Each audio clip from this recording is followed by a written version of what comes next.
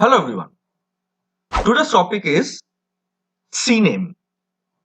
So what is a CNAME and how would you get benefited from it? How can you implement this in your daily to daily practical life? This is what we are going to see in here. So what is CNAME? CNAME is nothing but canonical name. You can compare it with an alias. Like here we will be taking an example of our database. In your database, the endpoint you can, if you remember, means if you have launched any database, you can see that endpoint is too big and it is very much difficult to remember. So if you are having an alias created over your database endpoint name, then the let it be the application team, let it be the DB team. It will be very much useful. It will be very much easy for anyone to remember and connect to your database, either from application side or as a DBA to the database. And one more thing, you can use this CNAME for. I won't be covering this in my lab session because I have already covered these things earlier also. So you can club these things and you can proceed with it. It is if you are planning to upgrade your database, the downtime can be very much minimal, and this can be achieved with CNAME. How is it possible? Let us think. You have a database named infra which is running in, let's say, MySQL 5.7 version, and you need to upgrade the database to MySQL 8 version. So the downtime to upgrade it would be very much long. To minimize, to curtail the downtime, if your application is too sensitive and it cannot take much downtime, you can use this CNAME. How it is possible? From MySQL 5.7 to MySQL 8, just start a replication of your DB instance with DMS service.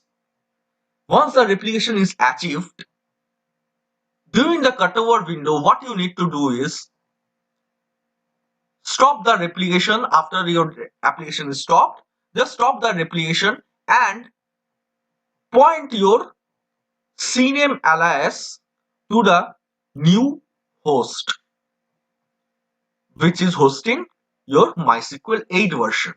So this will minimize your downtime for your database upgrade. Now let us proceed how we can achieve this, how we can create an alias record, how we can create a CNAME for your database, and how we can connect to it. Now in our management console, AWS management console, first and foremost thing, you need to have the database created. So we have our database created, which is hosting MySQL 5.7 version, which you can see from here. 5.7 version is hosting. Now what we need to do is we need to create a hosted zone, and on top of it we will be having the CNAME, which will be an alias record on top of your DNS namespace. So let us proceed with creating the host zone first. Remember, these things are basically being taken care by your cloud admin and also by your DNS team. But since this is a demo environment, and if you are planning to practice in your own setup, you can do it like this. But for that, you need to have a domain also. So my domain is infraexperts.com, and let me create it in public zone. So this is created. Now next thing what I need to do is I need to put these name server details in my own DNS, in my own domain. server. So I will be pausing the video till I put these entries in my domain server. So this has been done. Now the next thing, putting your after creating your hosted zone and putting your name servers in your domain, we need to create a record, and the record means with which you will be logging to the database, you will be connecting to your database.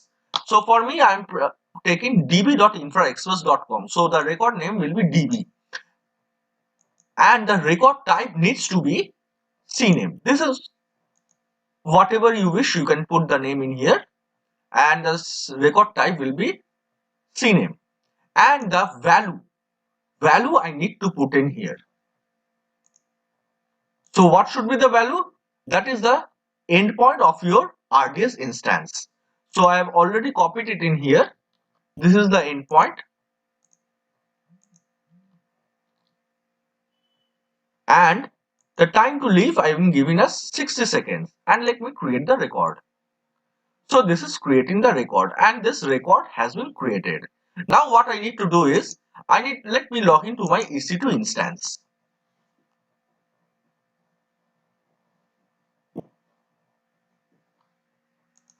Let me take the IP of my EC2 instance. So this is the public IP, and let me log in.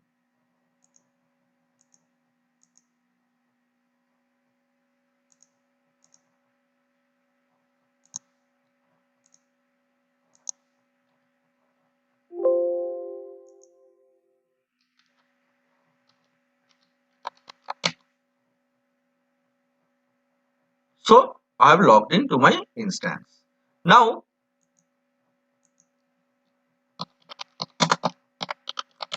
let me log into the database using the endpoint first.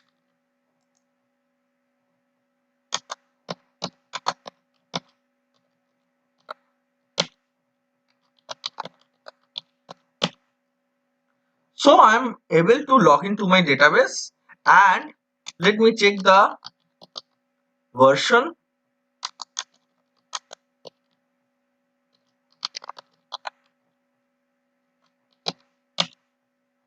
So this is the version. You can check it from here also, and the InnoDB version is this. This will take some time for me for AWS to propagate it at first. So let me see whether this has been propagated or not. NSLOOKUP, my bad, I have given the name wrong name. So this is propagating. Let me try to connect it. Sometimes it might take a while to connect. Let me try still.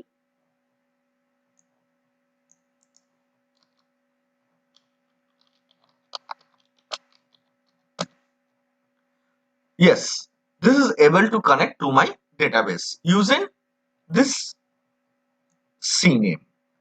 So you can see from here that instead of using this much big name, this much big endpoint name to connect to your database, you can just modify it as you can need, and you can connect to the database likewise.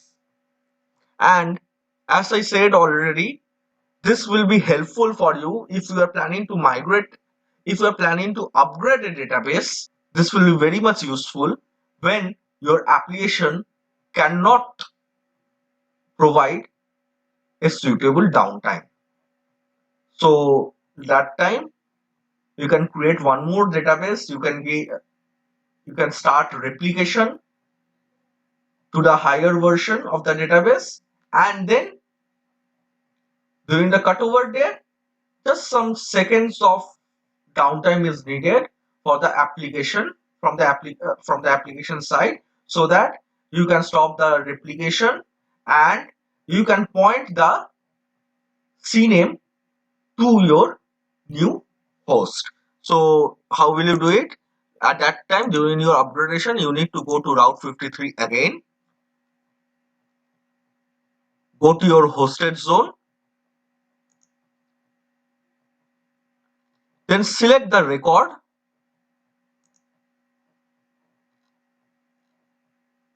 and edit it. Once you edit, in here, you need to change the endpoint of your new host, of your upgraded database host.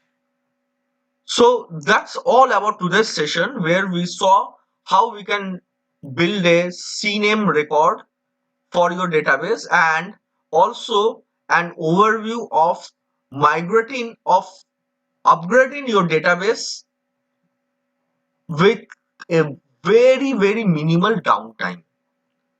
Thanks a lot for watching the video. Please do like, share and subscribe. Take care.